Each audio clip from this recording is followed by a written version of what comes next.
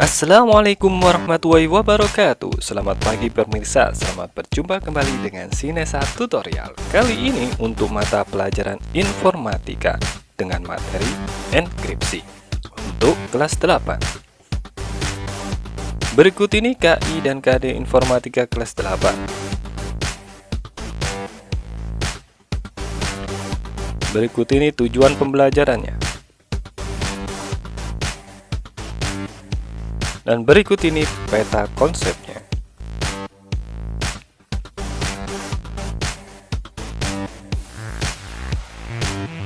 Pesan tanpa enkripsi. Perhatikan ilustrasi berikut ini. Andi dan Budi sedang berkirim pesan. Pesannya yaitu sebuah teks terang yang berupa password. Password ini mungkin ada digunakan untuk ATM, PIN ATM, atau password yang lainnya. Dimana password ini memang sangatlah rahasia dan sangat pribadi sifatnya. Teks terang dalam enkripsi disebut dengan plain text, yaitu teks yang mudah dibaca. Jika Andi mengirimkan ke Budi, maka password akan dikirimkan ke Budi. Namun, di tengah perjalanan, ada seorang penyadap yang ingin mengambil password atau pesan dari Andi yang dikirimkan ke Budi. Password ini digandakan, kemudian diteruskan ke penyadap dan ke Budi. Coba kita lihat. Penyadap bisa langsung membaca teks terang tersebut, yaitu sebuah kata password dengan isinya 1, 2, 3, 4, 5, 6, dan 7. Inilah pesan tanpa enkripsi. Sedangkan pesan dengan enkripsi adalah sebagai berikut ilustrasinya. Andi dan Budi berkirim pesan, tapi sebelum berkirim pesan, teks terang dari Andi dienkripsi terlebih dahulu menjadi sebuah teks tersandi. Teks tersandi atau ciphertext adalah teks yang tidak mudah dibaca. Kemudian teks tersandi tersebut dikirimkan ke Budi. Di tengah perjalanan, ada seorang penyadap yang ingin mengambil pesan dari Andi. Kemudian diduplikasi dan diambillah pesan tersebut. Tentu saja penyadap tidak dapat membaca secara langsung, karena teksnya sudah tersandi. Nah, bagaimana dengan Budi? Budi pun juga tidak bisa membaca teks tersebut. Tentu saja Budi harus mendekripsi pesan tersebut agar bisa terbaca menjadi teks terang. Inilah pesan dengan enkripsi.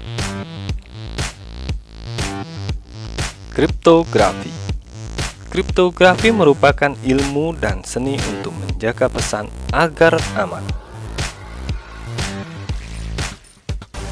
Enkripsi adalah proses mengamankan suatu informasi atau pesan agar tidak dapat dibaca orang lain atau tidak dapat diketahui informasinya oleh orang lain tanpa pengetahuan khusus. Di sana ada plain text dan ciphertext. Plain text adalah teks yang dapat kita pahami sebagai teks apa adanya atau mudah dibaca, sedangkan ciphertext adalah teks yang tidak akan dapat memahami maksud dari isi informasinya karena terlihat acak-acakan atau sulit untuk dibaca. Inilah skenario enkripsi. Enkripsi ini harus menggunakan kunci untuk membuat teks terang menjadi teks tersandi. Begitu juga dengan deskripsi, harus menggunakan sebuah kunci untuk merubah teks tersandi menjadi teks terang. Jenis-jenis enkripsi. Enkripsi simetris. Enkripsi yang paling sederhana yang hanya melibatkan satu kunci rahasia untuk menyandikan atau menguraikan informasi.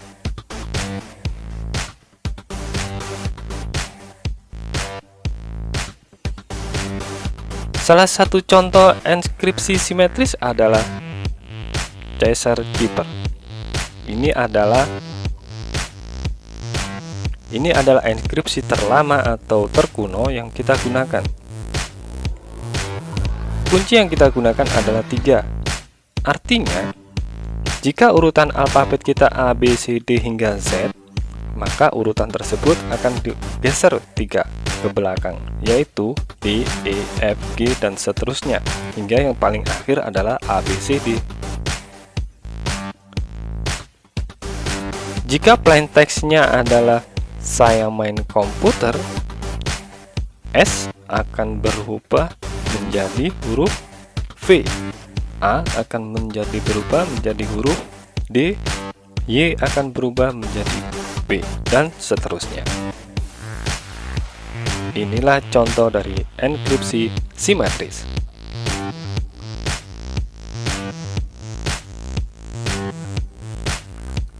Jenis-jenis enkripsi berikutnya yaitu enkripsi asimetris. Enkripsi yang menggunakan 2 kunci, yaitu kunci publik atau public key dan kunci pribadi atau private key untuk menyandikan dan menguraikan informasi.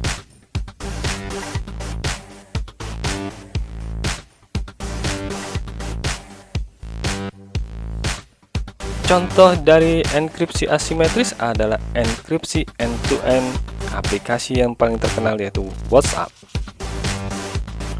Tiap user WhatsApp pasti mempunyai satu kunci publik dan yang kedua adalah kunci pribadi,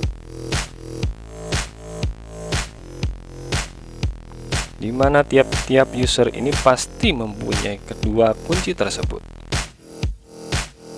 Nah, di manakah kunci publik dan kunci pribadi itu diletakkan?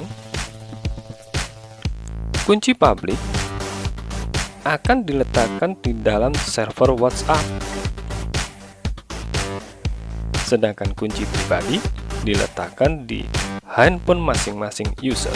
Sebagai contoh di sini adalah Budi.